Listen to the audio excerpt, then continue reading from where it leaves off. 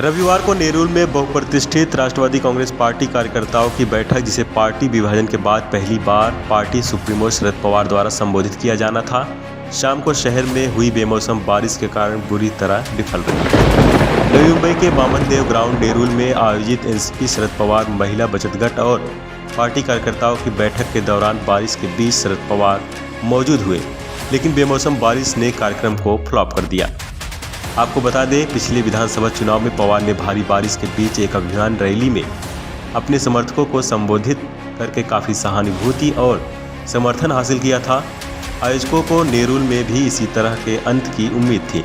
घोषणाएं की गई कि पवार और वर्षा के बीच एक मजबूत बंधन है और इससे पहले एनसीपी को मदद मिली थी। हालांकि नेरुल में कोई दोबारा प्रदर्शन नहीं हुआ, जहां पवार के आने से पहले ही उपस्थिति कम थी, क्योंकि बारिश पहले से ही शुरू हो चुकी थी। राष्ट्रवादी कांग्रेस पार्टी, जिसने कभी नवी मुंबई पर शासन किया था, 2019 के विधानसभा चुनाव से ठीक पहले पूर्व मंत्री गणेश नाइक के अधिकांश नगर सेवक के साथ भाजपा में शामिल होने के बाद पार्टी छोड़ने के बाद गंभीर रूप से कमजोर हो गई थी। अजित पवार द्वारा कराए गए नवीनतम विभाजन के बाद इसे एक और झटका लगा था। शरद पवार गुट ने पार्टी कार्यकर्ताओं की बैठक के साथ अपनी ताकत मजबूत करने की उम्मीद की थी, जिससे उनके द्वारा तैयार किए गए उत्पादों के स्टॉलों के साथ एक महिला बैठक और महिलाओं को प्रोत्साहित करने के लिए एक पुरस्कार समारोह भी शामिल था।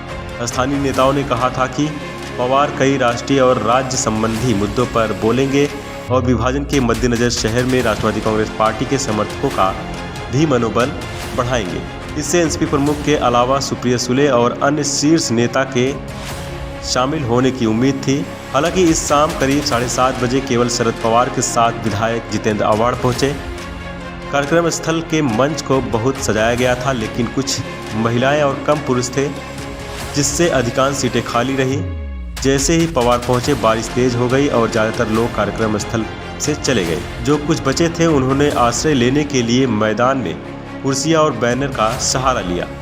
खुले मंच पर पवार और अन्य लोग पूरी तरह भीग गए थे। एनसीपी प्रमुख ने स्वागत समारोह को रोककर कार्यक्रम शुरू करने को कहा। एनसीपी नवी मुंबई महिला अध्यक्ष सलूजा सुतार और नवनियुक्त शहर अध्यक्ष चंद्रकांत पाटिल ने 1 मिनट तक बात की। पाटिल ने समर्थकों से मैदान न छोड़ने की अपील की, लेकिन अपील का कोई असर नहीं हुआ। इसके बाद पवार ने संविधान दिवस पर डॉक्टर बाबा साहब अम्बेडकर को श्रद्धांजलि देते हुए कुछ मिनट तक बात की। इसके बाद उन्होंने महिला समर्थकों से कहा अपने उत्पादकों के स्टॉल के रूप में एक अच्छी पहल की। हालांकि बारिश के कारण असुविधा हुई है, हालांकि निराशा को कभी हावी ना होने दें, लड़ना जारी रखें और अंततः आप जीतेंगे। उपस्थित बंधू भगिनींनो, आजचा दिवस हा देशाच्या दृष्टीनं अतिशय महत्त्वाचा दिवस आहे। डॉक्टर बाबासाहेब आंबेडकर यांनी या देशाला घटना दिली, संविधान दिलं।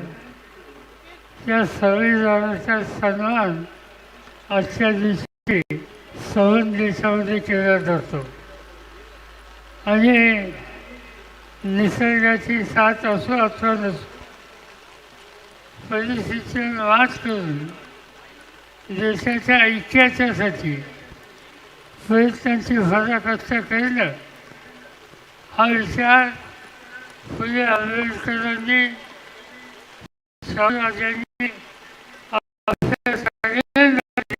आणि त्या भावनेनं या ठिकाणी एकत्रित आलो।